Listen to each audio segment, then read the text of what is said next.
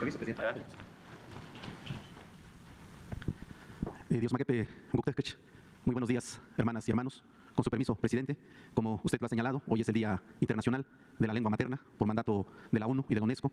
Y el día de hoy, pues queremos presentar a ustedes el contenido y los alcances de la reforma constitucional sobre los derechos de los pueblos indígenas y afroamericanos que ha sido enviado por el presidente de México este día 5 de febrero al Congreso de la Unión para darle un nuevo rostro y espíritu a la Constitución mexicana.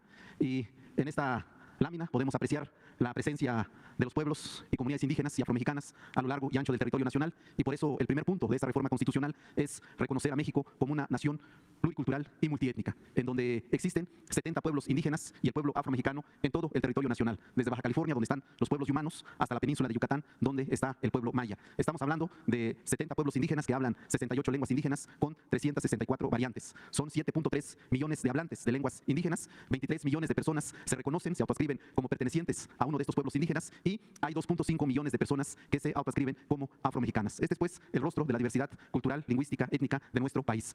Y en la siguiente lámina, la piedra angular de la reforma es el reconocimiento de los pueblos y comunidades indígenas y afromexicanas como sujetos de derecho público con personalidad jurídica y patrimonio propio. Así se está planteando en esta reforma en el artículo 2 de la Constitución Federal. Esto significa que los pueblos y las comunidades tendrán capacidad para ejercer sus derechos por sí mismos sin ningún tipo de intermediación y desde luego tomar decisiones en sus asambleas, mismas que deberán ser respetadas por el gobierno y la sociedad. También podrán nombrar y elegir a sus autoridades en asambleas, sus actos y decisiones tendrán pleno valor jurídico, podrán realizar obras, acciones y proporcionar servicios públicos para el bienestar comunitario, de manera importante recibir y administrar recursos públicos de manera directa y defender sus derechos colectivos ante instancias jurídicas y otras autoridades. Actualmente, la Constitución y las leyes reconocen a los pueblos como sujetos de interés público, es decir, les da un trato de objeto. Esto así es tratado como sujeto de protección, de tutela y asistencia de las normas políticas y acciones del gobierno y de terceros. Ahora, de lo que se trata es que en la nueva iniciativa es que sean considerados como sujetos que tendrán capacidad plena para ejercer sus derechos y establecer una relación de respeto, diálogo y coordinación con el gobierno y la sociedad. Este es el cambio fundamental que se está planteando, pasar de ser sujetos de interés público a ser sujetos de derecho público. A partir de este reconocimiento se fortalecen los ámbitos y mecanismos para el ejercicio de la libre determinación y autonomía, particularmente en cuanto al fortalecimiento de sus formas de gobierno, la jurisdicción indígena, el patrimonio cultural, las lenguas indígenas y la propiedad intelectual colectiva. Esto es muy importante a propósito de los plagios que se dan con relación a los diseños artesanales. También la participación en la construcción de modelos educativos, la medicina tradicional y las personas que lo ejercen. Esto ha sido muy importante ahora que se ha vivido los tiempos del COVID. Nuestros médicos tradicionales han tenido un papel muy relevante y por eso la importancia de este reconocimiento. También el reconocimiento del hábitat, la bioculturalidad, la integridad de sus tierras y lugares sagrados. Como ustedes recordarán, el día 9 de agosto del año pasado, el señor presidente emitió un decreto por el que se reconocen los lugares sagrados de los pueblos Wixárika, Nayari, Oaudam y Mexican. También se plantea en el marco de la autonomía su desarrollo integral y, como decía la secretaria, algo muy importante es que ahora se le dará base constitucional a la consulta previa, libre e informada. A partir de estos derechos se establecen también en la iniciativa un conjunto de derechos y deberes, obligaciones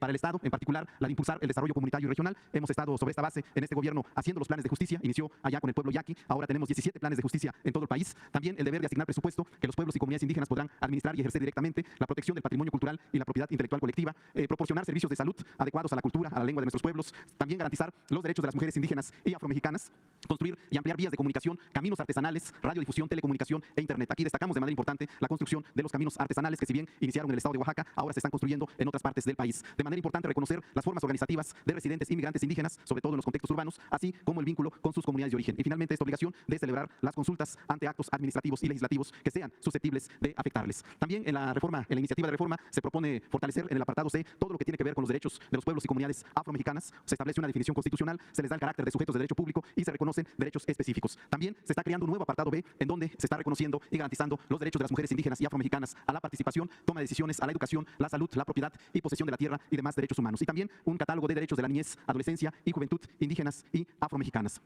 Una vez adoptada esta reforma constitucional, se va a crear una ley general que establezca las normas y mecanismos que aseguren el respeto y ejercicio efectivo de los derechos reconocidos. Hoy, lamentablemente, no tenemos una ley reglamentaria en la materia, como sucede con muchos otros artículos constitucionales. Ahora se pretende que haya una ley general. También, a nivel de las constituciones y entidades federativas, pues tendrán que armonizar sus constituciones y leyes, y también se tendrán que hacer modificaciones administrativas para adecuarlas a la reforma en el marco del Poder Ejecutivo Federal. Finalmente, es importante destacar que esta iniciativa de reforma constitucional recoge los resultados obtenidos en el proceso de diálogo y consulta con los pueblos indígenas y afromexicanos celebrados del año 2019 al 2021. I. Es muy importante destacar que aquí está la palabra de las autoridades indígenas y representantes que participaron en este proceso, siguiendo esta premisa farista de que con el pueblo todo, sin el pueblo nada. De modo que, pues, ahí está contenida la palabra de los pueblos. Y bueno, pues, nosotros afirmamos que esta reforma es un acto de humanidad, es un acto de elemental justicia social, es un elemento constitutivo de la cuarta transformación de la República que encabeza usted, presidente, y pone en práctica la premisa que nos ha iluminado, que nos ha guiado en este gobierno, de que por el bien de todos, primero los pobres, los más humildes y olvidados, en especial nuestros pueblos y comunidades indígenas y afromexicanas. Muchas gracias, presidenta, y quiero entregarle en este momento una edición de la revista de México Indígena que hemos hecho para este efecto,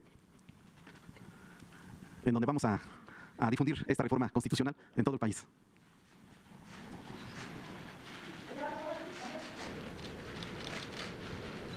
Muchas gracias.